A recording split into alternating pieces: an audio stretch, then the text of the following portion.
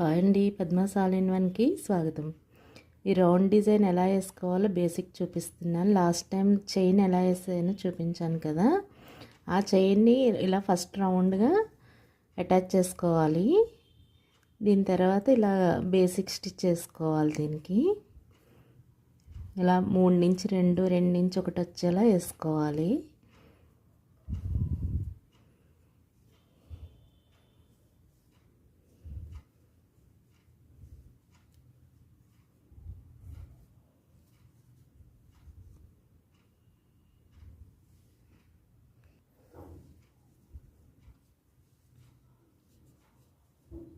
ఇలా ఫైనల్గా దీనికి అటాచ్ చేసుకోవాలి.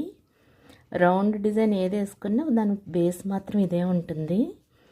ఇక్కడ నుంచి మనం డిజైన్ పెంచుకోవాలి. ఇది నేర్చుకుంటే మిగతా రౌండ్ డిజైన్ వచ్చేస్తుంది. మీకు ఈ వీడియో నచ్చితే